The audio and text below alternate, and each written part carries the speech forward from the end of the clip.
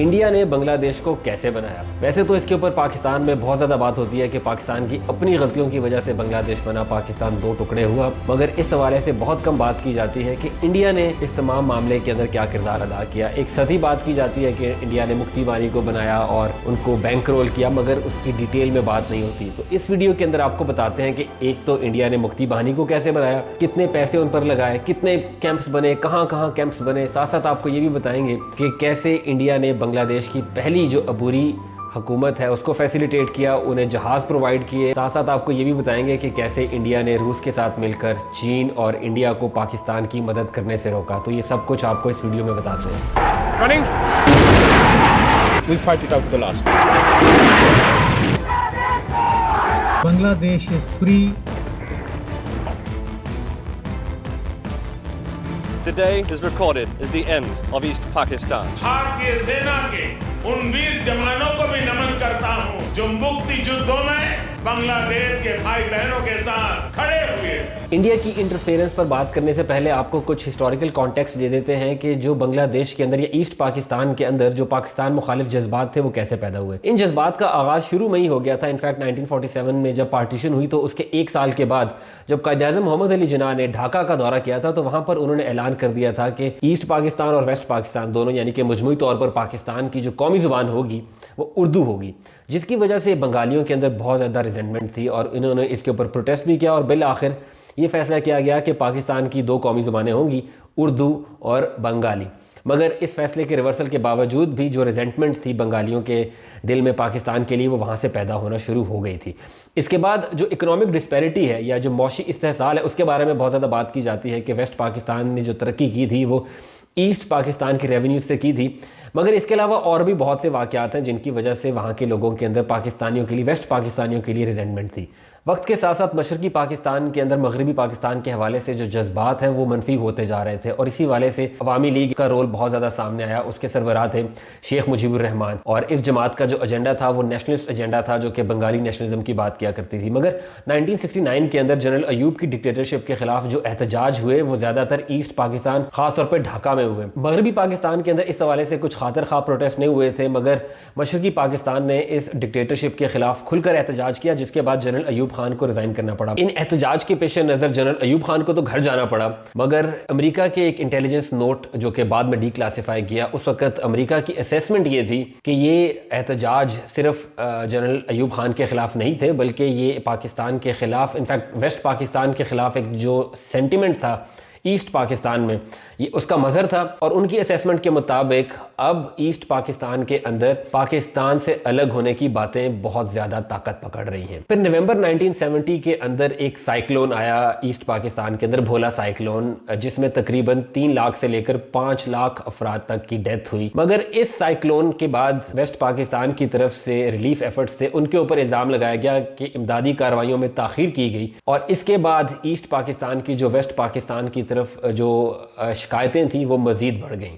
भोला cyclone के एक महीने के बाद दिसंबर 1970 में पाकिस्तान भर में इंतखाबात होते हैं। दो बड़ी जमातें इसमें हिस्सा लेती हैं। एक जमात अवामी मुस्लिम लीग जिसके सरबराह शेख मुजीबुर रहमान और दूसरी जमात पाकिस्तान पीपल्स पार्टी जिसके सरबराह थे जुल्फ़िकार अली भुट्टो। इंतखाबात में शेख मुजीबुर रहमान की जमात जीत जाती है, मगर वेस्ट पाकिस्तान की जो फ़ौज है और जो सियासी जमात थी पाकिस्तान पीपल्स पार्टी जुल्फ़िकार अली भुट्टो की सरबराही में, वो शेख मुजीबुर रहमान को ताकत देने से इनकार कर देते हैं। जब ताकत देने से इनकार किया जाता है तो ईस्ट पाकिस्तान के अंदर आज़ादी और ख़ुद मुख्तारी की बातें आम होने लगती हैं। इनफैक्ट 7 मार्च 1971 को शेख मुजीबुर रहमान एक जलसे से खिताब करते हैं जिसमें वो वेस्ट पाकिस्तान को ये डेडलाइन देते हैं कि 25 मार्च तक इक़्तिदार की मुंतकिली कर दी जाए और साथ साथ वो ये नारा भी लगाते हैं, ए बार संग्राम मुक्ति संग्राम। एबारे संग्राम हमारे मुक्ति संग्राम, जिसका उर्दू में मतलब है कि इस बार की लड़ाई आज़ादी के लिए होगी। इन तमाम बातों की वजह से बंगालियों के दिल में जो पाकिस्तानियों या पाकिस्तान के हामियों के लिए जो नफरत थी वो बढ़ रही थी। इसी हवाले से मार्च के शुरू के अंदर एक वाक़या होता है जिसके बाद इस पूरे खित्ते के अंदर वायलेंस की लहर दौड़ जाती है। वो होता है कि तकरीबन 300 के करीब बिहारियों को कत्ल कर दिया जाता है, क्योंकि बिहारियों के बारे में कहा जाता था कि ये पाकिस्तान की बातें करते हैं, वेस्ट पाकिस्तान के ये हामी हैं, इसलिए इनको कत्ल कर दिया जाता है। मार्च 1971 के अंदर जनरल याह्या खान मुज़ाकरात करते हैं शेख मुजीबुर रहमान के साथ कि इस मामले का कोई हल निकाला जाए। जनरल याह्या खान के अलावा जुल्फ़िकार अली भुट्टो भी ढाका का दौरा करते हैं। 22 मार्च को वो एक मुलाकात करते हैं, जिस मुलाकात के अंदर मुजीबुर रहमान, जुल्फ़िकार अली भुट्टो और जनरल याह्या खान तीनों मौजूद होते हैं, मगर ये मुलाकात भी बेसूद निकलती है। जुल्फ़िकार अली भुट्टो इनफैक्ट एक प्रपोजल भी सामने रखते हैं कि ईस्ट पाकिस्तान के अंदर मुजीबुर रहमान वज़ीर आज़म हो और वेस्ट पाकिस्तान के अंदर जुल्फ़िकार अली भुट्टो वज़ीर आज़म हो, यानी कि पाकिस्तान के 2 वज़ीर आज़म हो, मगर उनके इस प्रपोजल को ठुकरा दिया जाता है। 22 मार्च को ये मीटिंग होती है और 25 मार्च थी शेख मुजीबुर रहमान की तरफ से डेडलाइन की तारीख। 25 मार्च आता है, शेख मुजीबुर रहमान की डेडलाइन की तारीख मुकम्मल होती है। 26 मार्च की अलग सुबह शेख मुजीबुर रहमान आज़ादी का ऐलान कर देते हैं, जिसके साथ ही पाकिस्तान की फ़ौज ऑपरेशन सर्च लाइट लॉन्च कर देती है। इस ऑपरेशन में बड़े पैमाने के ऊपर क्रैकडाउन किया जाता है, बंगाली स्टूडेंट्स को गिरफ्तार किया जाता है, अवामी लीग के लीडर्स को गिरफ्तार किया जाता है और शेख मुजीबुर रहमान को भी गिरफ्तार करके मगरबी पाकिस्तान ले जाया जाता है। तो ये सब तो ईस्ट पाकिस्तान और वेस्ट पाकिस्तान के बीच में हो रहा था। तो इस सब में इंडिया का रोल कहां से आया और इंडिया ने ये रोल कब से प्ले करना शुरू किया? इंडिया का रोल अगर हम देखें तो जब ये सब कुछ हो रहा था तो उस वक्त इंडिया का सबसे बड़ा कंसर्न ये था कि जब पाकिस्तानी फौज ने ऑपरेशन लॉन्च किया तो उसके बाइस बहुत से रेफ्यूजीज हैं, महाजरीन हैं, जो कि बांग्लादेश छोड़कर, ईस्ट पाकिस्तान छोड़कर इंडिया में चले गए। तकरीबन 10 लाख के करीब महाजरीन इंडिया गए थे। इंडिया का जो बॉर्डरिंग एरिया है पाकिस्तान के साथ वो कैलकाटा का है, जहां पर कैंप्स मौजूद थे, जहां पर इन 10 लाख के करीब महाजरीन को रखा गया था। इंडिया इससे कुछ खुश नहीं था कि ईस्ट पाकिस्तान से तकरीबन 10 लाख के करीब महाजरीन यहाँ पर आ रहे हैं, मगर इन महाजरीन के साथ साथ अवामी लीग के बेशतर लीडर्स भी इंडिया पहुंच गए, जहां पर उन्होंने पनाह ली और यहाँ से इंडिया का ईस्ट पाकिस्तान के अंदर इंटरफेरेंस का अमल स्टार्ट होता है। तो अवामी लीग के लीडर्स जो इस वक्त इंडिया में मौजूद थे,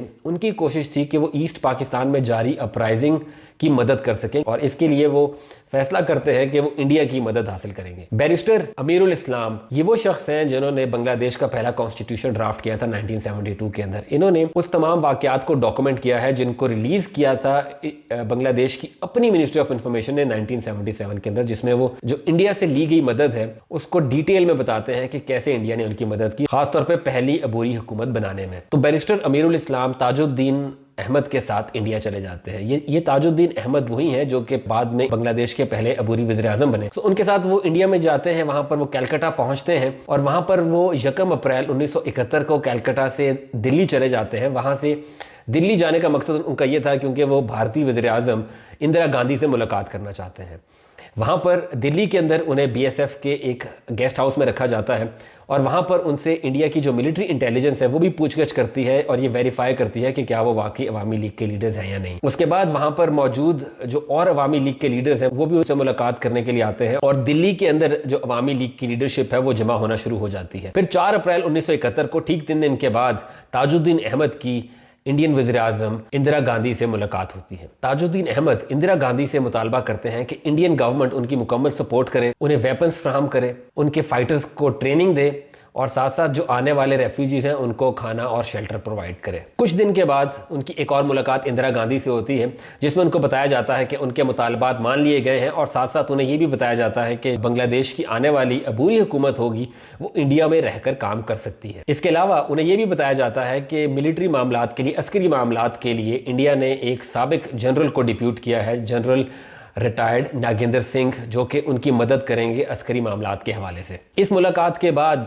ताजुद्दीन अहमद और बैरिस्टर अमीरुल इस्लाम दीगर अवामी लीग के लीडर्स के साथ कलकत्ता वापस चले जाते हैं और वहाँ पर पहुँचकर वो दीगर अवामी लीग के लीडर्स को इकट्ठा करने की कोशिश करते हैं, जिसके लिए इंडियन गवर्नमेंट उनको एक छोटा जहाज़ भी प्रोवाइड करती है जिसको लेकर वो आसपास के इलाकों में घूमते हैं और जहाँ जहाँ पर उन्हें अवामी लीग की लीडरशिप मिलती है उनको इकट्ठा करते हैं और कम्युनिकेट करते हैं, बताते हैं कि वो एक प्रोविजनल गवर्नमेंट बनाने वाले हैं जिसके वज़ीर आज़म ताजुद्दीन अहमद होंगे। और 17 अप्रैल को इंडिया की बॉर्डर सिक्योरिटी फोर्सेज से गुजारिश की जाती है कि वो 100 के करीब गाड़ियाँ अरेंज करें जो कि इंटरनेशनल सहाफ़ियों को कलकत्ता से ईस्ट पाकिस्तान के इलाके बेदिया नाथ तला लेके जाए और साथ साथ अवामी लीग के लीडर्स को भी वहाँ लेके जाए जहाँ पर जाकर जो उसकी अबूरी हुकूमत है वो अपना हलफ उठा सके। इस हल्फ बर्दारी की कहानी एक इंडियन सहाफ़ी हैं, उन्होंने बहुत अच्छे तरीके से डॉक्यूमेंट की है, जिनका नाम था प्रेम प्रकाश। प्रेम प्रकाश उस वक्त रॉयटर्स के लिए काम कर रहे थे और रॉयटर्स के साथ काम करने के बाद उन्होंने इंडिया की जो प्रीमियर न्यूज़ एजेंसी है ANI, एशियन न्यूज़ इंटरनेशनल,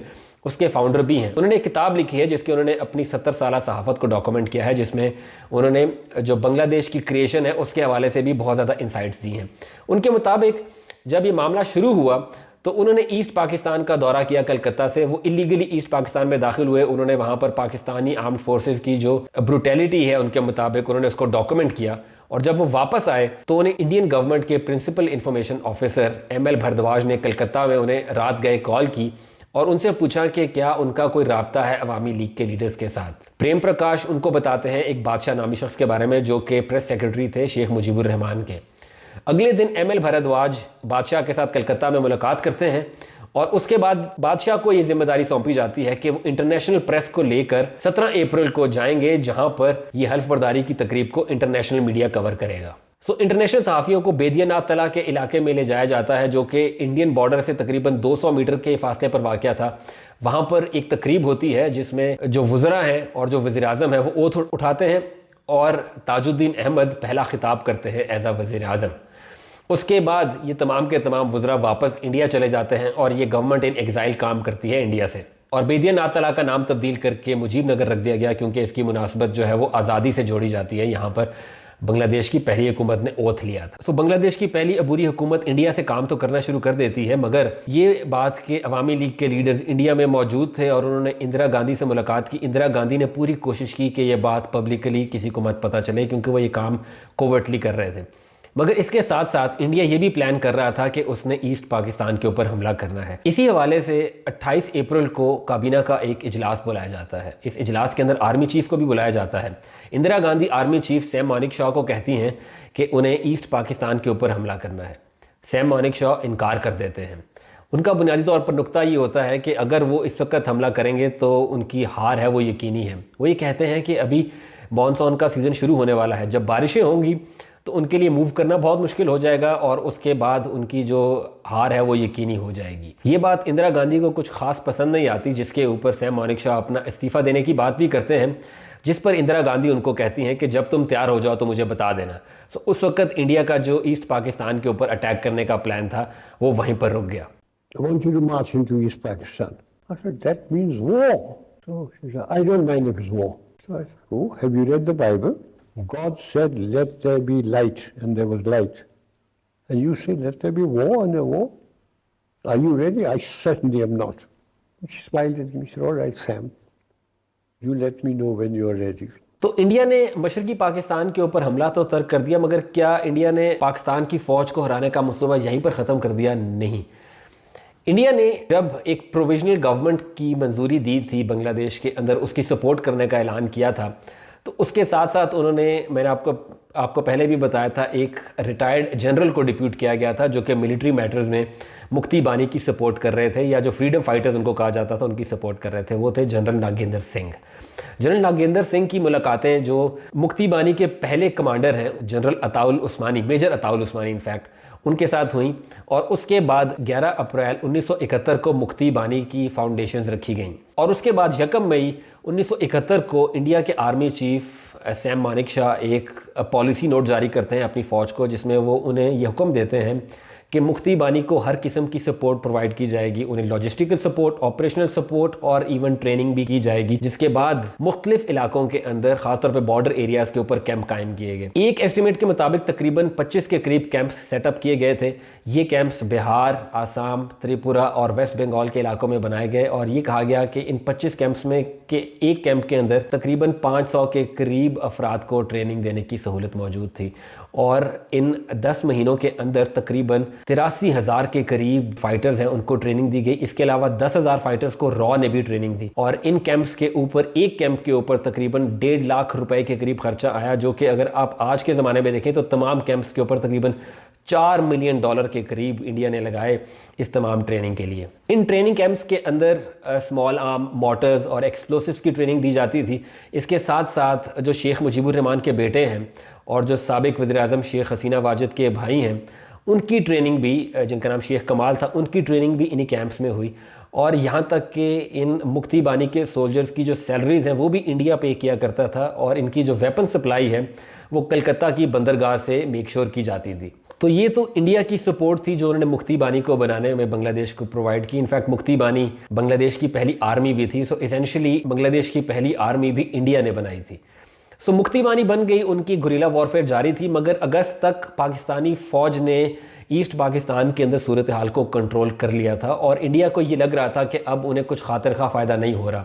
जिसकी वजह से उन्होंने अगस्त के अंदर अपने ऑपरेशंस को तेज़ करना शुरू किया और मुक्ति बानी के गुरेला ऑपरेशंस को एक्सपेंड किया, जिसके लिए उन्होंने एक ऑपरेशन जैकपॉट भी लॉन्च किया, जिसके अंदर 3 मुख्तलिफ बड़े ऑपरेशंस किए गए। इस ऑपरेशन जैकपॉट से पाकिस्तानी फ़ौज को खातिर खा नुकसान हुआ और ये भी कहा जाता है कि इनकी वजह से जो फ़ौजियों का मोराल है वो बहुत डाउन हो गया था। मगर सैम मानेकशॉ ने जैसे पहले कहा था कि वो मॉनसून बारिशों के चलते हुए ईस्ट पाकिस्तान के ऊपर डायरेक्ट हमला नहीं कर सकते, मगर जब नवंबर करीब आया तो उस वक्त बारिशें रुक चुकी थीं और उसके बाद नवंबर के अंदर इंडिया ने डायरेक्ट इंटरफेरेंस का प्लान बनाया। पाकिस्तान ने इस जंग के बाद एक इंक्वायरी कमीशन की रिपोर्ट लॉन्च की थी, जिसको हमूदुर रहमान कमीशन रिपोर्ट कहा जाता है, जो कि बहुत फेमस है। उसको आज तक कंप्लीटली पब्लिक नहीं किया गया, मगर जितनी भी इंफॉर्मेशन उस रिपोर्ट की सामने आई है उसके तहत मैं आपको बताता हूँ कि जो इंडिया की तरफ से इंटरफेरेंस थी उसको पाकिस्तान ने कैसे इंटरप्रेट किया।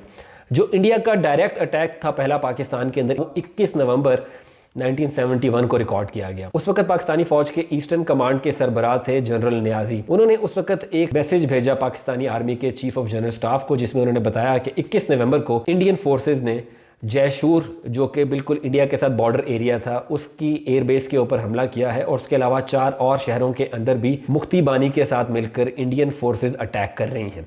सो ये पहला वाक़या था जब जो है वो ऑफिशियली रिकग्नाइज़ किया गया कि इंडियन फोर्सेज ने जो है वो डायरेक्टली इंगेज करना शुरू कर दिया है ईस्ट पाकिस्तान के अंदर। 21 नवंबर के बाद पाकिस्तान को ये इंटेलिजेंस मौसूल होना शुरू हो जाती है कि अब इंडिया किसी भी टाइम ईस्ट पाकिस्तान के ऊपर हमला कर सकता है। इसीलिए 3 दिसंबर 1971 को पाकिस्तान इंडिया के हमले से पहले ही प्रीएम्प्टिव स्ट्राइक्स लॉन्च कर देता है इंडियन एयरफील्ड्स के ऊपर। मुतअद्दिद मुकामात पर पाकिस्तान स्ट्राइक्स लॉन्च करता है, पठानकोट बेस के ऊपर और भी दीगर बेसिस के ऊपर हमला किया जाता है, जिसके बाद पाकिस्तान और इंडिया के दरमियान जंग छिड़ जाती है।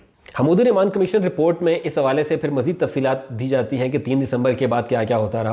5 दिसंबर को एक पैगाम जनरल नियाजी को भिजवाया जाता है पाकिस्तानी आर्मी की कमांड की तरफ से, जिसमें यह बताया जाता है कि इंडिया बहुत जल्द एक फुल स्केल इन्वेजन शुरू करने लगा है ईस्ट पाकिस्तान की, और साथ साथ ये भी कहा जाता है कि पाकिस्तानी फ़ौज को अपनी ईस्टर्न कमांड के ऊपर फ़ख्र है। उसी दिन एक और पैगाम जनरल नियाजी को भिजवाया जाता है पाकिस्तान फ़ौज की तरफ से, जिसमें यह कहा जाता है कि चाइना की तरफ से मदद बहुत जल्द मिलने वाली है और इसीलिए इंडिया बहुत जल्द कोशिश करेगा कि ईस्ट पाकिस्तान को कंप्लीटली कैप्चर करके वेस्ट पाकिस्तान को एंगेज करे और उस पर हमला कर दे। इसीलिए उनको ये रिकमेंड किया जाता है कि अगर इस लड़ाई के अंदर अगर वो अपनी ज़मीन का थोड़ा हिस्सा अगर वो हार भी जाएं तो उससे कोई फ़र्क नहीं पड़ेगा, उन्हें ईस्ट पाकिस्तान को कंप्लीटली कैप्चर होने से रोकना है और अपने ग्राउंड पर मौजूद रहना है। ईस्ट पाकिस्तान के जो गवर्नर थे वो सदर को एक ख़त लिखते हैं, जिसमें वो ये कहते हैं कि अगर किसी दोस्त की तरफ से कोई मदद आ रही है, जिसमें उनका इशारा चीन और अमेरिका होते हैं, तो उस मदद का फ़ायदा अगले 48 घंटों में होगा। अगर अगले 48 घंटों में मदद नहीं आएगी तो उन्होंने ये रिकमेंड किया कि पीसफुल ट्रांसफ़र ऑफ पावर उसको निगोशिएट कर लिया जाए और जानों को बचाया जाए। 10 दिसंबर को ईस्ट पाकिस्तान से वेस्ट पाकिस्तानी फ़ौज को ये पैगाम भिजवाया जाता है कि जो इंडियन फोर्सेज हैं वो ढाका के करीब पहुंच चुकी हैं। हमूदुर रहमान कमीशन की रिपोर्ट के मुताबिक 11 दिसंबर को पाकिस्तानी आर्मी के चीफ ऑफ जनरल स्टाफ की तरफ से जो कमांडर थे जनरल नियाजी, उनको एक और पैगाम भिजवाया जाता है, जिसमें यह बताया जाता है कि जो अमेरिका की 7th फ्लीट है वो बहुत जल्द पोजीशन में होगी, और साथ साथ ये भी कहा गया कि जो चाइना है उसने इंडिया को एंगेज कर लिया है नॉर्थ ईस्टर्न फ्रंटियर के ऊपर। ताहम हमूदुर रहमान कमीशन की रिपोर्ट के अंदर ये भी कहा गया कि इन दोनों बातों की कोई भी एविडेंस नहीं मिला कि ऐसा हुआ है। और फिर कमीशन की रिपोर्ट के मुताबिक एक और पैगाम 12 दिसंबर को पाकिस्तान भिजवाया जाता है, जिसमें यह बताया जाता है कि इंडिया की कैद में मौजूद एक पाकिस्तानी फौजी को उन्होंने भिजवाया है पाकिस्तानी फौज के पास, ये पैगाम लेकर के अगर पाकिस्तानी फौज सरेंडर नहीं करेगी तो उसको मुक्ति बानी के हवाले कर दिया जाएगा, जो कि पाकिस्तानी फौजियों को ज़िबा कर देंगे। 14 दिसंबर को फिर पाकिस्तानी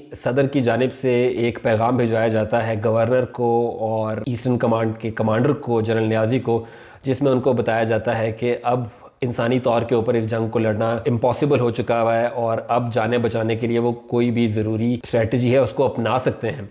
जिसके बाद 16 दिसंबर को पाकिस्तानी फोर्सेस ने सरेंडर कर दिया। तकरीबन 80,000 के करीब पाकिस्तानी फौजियों ने सरेंडर किया और 13,000 के करीब सिविलियंस जो हैं उनको प्रिजनर ऑफ वॉर बना लिया गया और पाकिस्तान 2 टुकड़े हो गया, बांग्लादेश बन गया। सो हमूदुर रहमान कमीशन की रिपोर्ट के अंदर पाकिस्तान को चीन और अमेरिका की मदद का जिक्र था। इसके हवाले से बात करते हैं कि इंडिया ने इस मदद को कैसे न्यूट्रलाइज किया। सो इंडिया 1970 से पहले नॉन अलाइंड मूवमेंट का हिस्सा था, जिसका बुनियादी तौर पर यह कहना था कि उनकी फॉरेन पॉलिसी न्यूट्रल है और वो किसी मुल्क के खिलाफ या उसके हक में नहीं। मगर अगस्त 1971 के अंदर जब इंडिया को लगा कि अमेरिका और चीन उसके खिलाफ हैं और पाकिस्तान की मदद कर सकते हैं, तो उस वक्त इंडिया ने रूस का रुख किया और 1971 में एक डिफेंस पैक्ट साइन किया रूस के साथ। उस डिफेंस पैक्ट के बाद अमेरिका और बरतानिया दोनों की जो वॉरशिप्स हैं उनके बारे में कहा जा रहा था कि वो पाकिस्तान की सपोर्ट के लिए आएंगी। उनको न्यूट्रलाइज करने के लिए रूस ने अपनी आर्म्ड फ्लोटिला उसको बे ऑफ बंगाल में लॉन्च किया और अमेरिका और बरतानिया की तरफ से मुमकिन मदद को न्यूट्रलाइज किया। साथ साथ उन्होंने चीन के साथ बॉर्डर के ऊपर फोर्सेस भी लगाई, जिसकी वजह से चीन की जो अटेंशन है वो बांग्लादेश की बजाय वो रूस की तरफ हो गई और इस तरीके से इंडिया ने पूरे अटेंशन और फोकस के साथ ईस्ट पाकिस्तान के ऊपर अपना हमला जारी रखा। और रूस ने सिर्फ यही नहीं किया, in fact United nation security council के अंदर जितनी बार भी कोशिश की गई कि सीज़ फायर की बात की जाए या इंडिया के ख़िलाफ़ कोई रेजोल्यूशन लाई जाए, तो रूस ने उस वक्त तमाम उन रेजोल्यूशंस को वीटो किया जो कि इंडिया के ख़िलाफ़ हो सकती थी। तो इस तरीके से इंडिया ने रूस के साथ मिलकर चीन, पाकिस्तान और अमेरिका को हराया। तो इंडिया ने पाकिस्तानी फोर्सेस को कैसे हराया, इसके 5 के करीब मेन पॉइंट्स हैं, वो मैं आपके सामने रख लेता हूं। एक तो सबसे पहली बात है कि जो इंडिया की मिलिट्री सुपीरियॉरिटी थी पाकिस्तान के ऊपर वो बहुत ज़्यादा थी। इंडिया को इनफैक्ट बहुत टाइम मिला था प्रिपेयर करने के लिए, क्योंकि जब जनरल मानिक शाह ने कहा था कि वो अभी तैयार नहीं है तो उसके बाद उन्होंने अपनी तैयारी करना शुरू कर दी थी। इसलिए उनके पास 6-7 महीने थे पाकिस्तानी फोर्सेस से लड़ाई करने के लिए। और उसके बाद उनकी जो एयरफोर्स है और इवन जो नेवी है उन्होंने बहुत अच्छे तरीके से कॉम्प्लीमेंट किया और 13 दिन के अंदर इस जंग को जीता। इंडिया की दूसरी बड़ी स्ट्रैटेजी थी वो मुक्ति बानी के हवाले से थी। इनफैक्ट ये काफ़ी आयरॉनिक है कि इंडिया आज पाकिस्तान के ऊपर तो ये इल्ज़ाम लगाता है कि पाकिस्तान प्रॉक्सी ग्रुप्स के थ्रू इंडिया के अंदर ऑपरेट करता है या टेररिस्ट अटैक्स करता है, मगर ये पॉलिसी सबसे पहले इंडिया ने स्टार्ट की थी। इसका आगाज़ इंडिया ने स्टार्ट किया था। एक प्रॉक्सी आर्मी के ज़रिए उन्होंने ईस्ट पाकिस्तान के अंदर पाकिस्तान के अंदर हमला किया था और मुक्ति बानी को उन्होंने बहुत स्विफ्टली इस्तेमाल किया, जिससे पाकिस्तानी फोर्सेस को बहुत ज़्यादा नुकसान पहुंचा। और तीसरी चीज़ थी इंडिया की स्ट्रेटेजिक प्लानिंग। इंडिया ने जब ये जंग का आगाज़ हुआ 3 दिसंबर को, तो उस वक्त उन्होंने ईस्ट पाकिस्तान के ऊपर अपना ऑफेंसिव जारी रखा, मगर जो वेस्टर्न पाकिस्तान के ऊपर जो फ्रंट था उसके ऊपर उन्होंने अपना एक पोस्चर है वो डिफेंसिव रखा। उनकी कोशिश थी कि वो ईस्ट पाकिस्तान के अंदर अपने जो अज़ाइम है वो हासिल कर लें और वेस्ट पाकिस्तान से पाकिस्तानी फोर्सेस के अटैक को सिर्फ डिफेंस के लेवल के ऊपर रोकें ताकि उनकी टेरिटरी ना जा सके, जो कि उनके लिए स्ट्रेटेजिकली बहुत फायदेमंद हुआ। इसके अलावा इंडिया इस जंग में गया ही स्विफ्ट विक्ट्री के लिए था। उसका टारगेट ये था कि बहुत जल्द उन्होंने ये जीत है वो हासिल करनी है, वरना उनके ऊपर जो इंटरनेशनल प्रेशर है वो बढ़ता रहेगा। इसीलिए उन्होंने 13 दिन के अंदर इस जंग को मुकम्मल किया। और आखिर में सबसे अहम चीज़ जिन्होंने उनकी मदद की वो थी पाकिस्तानी फोर्सेस का मोराल। जब इंडिया के साथ जंग का आगाज़ हुआ तो उससे पहले ही मुक्ति बानी के हमलों की वजह से पाकिस्तानी फोर्सेस का मोराल बिल्कुल ख़त्म हो चुका हुआ था और इंडिया ने उसका बहुत ज़्यादा फ़ायदा उठाया और 13 दिन के अंदर पाकिस्तान को हरा दिया। तो ये तो वो स्ट्रेटजी है जिसके तहत इंडिया ने पाकिस्तान को 2 हिस्सों में डिवाइड किया, पाकिस्तान को 13 दिन के अंदर हरा दिया। अब आखिर में आपको बता देते हैं कि ये दोनों फोर्सेस पाकिस्तानी और इंडियन फोर्सेस इनको इस जंग में क्या नुकसान हुए। इंडियन फोर्सेस के तकरीबन 3,500 के करीब जो फौजी हैं वो इस जंग में मारे गए और 8 से 10,000 के करीब इसमें ज़ख्मी हुए। इसके अलावा तकरीबन 70 के करीब उनके टैंक्स हैं वो भी इसमें तबाह हुए। इसके अलावा 900 के करीब उनके फौजी या तो मिसिंग थे या वो पकड़े गए और 81 के करीब टैंक्स जो हैं वो तबाह हुए। अगर पाकिस्तानी फोर्सेस की बात करें तो इन 9 महीनों के अंदर पाकिस्तानी फोर्सेस के तकरीबन 9,000 के करीब फौजी जान से गए। इसके अलावा 80,000 के करीब पाकिस्तानी फ़ौजी प्रिजनर्स ऑफ वॉर बने, 13,000 के करीब सिविलियन प्रिजनर्स ऑफ वॉर बने और पाकिस्तान के तकरीबन 217 टैंक हैं वो इस जंग में तबाह हुए। सो ये तो थी कहानी थी उन 2 जुड़वा भाइयों की जिनको 1971 में अलग किया गया, उनकी अपनी गलतियों की वजह से भी और साथ साथ इंडिया की स्ट्रेटजी की वजह से भी।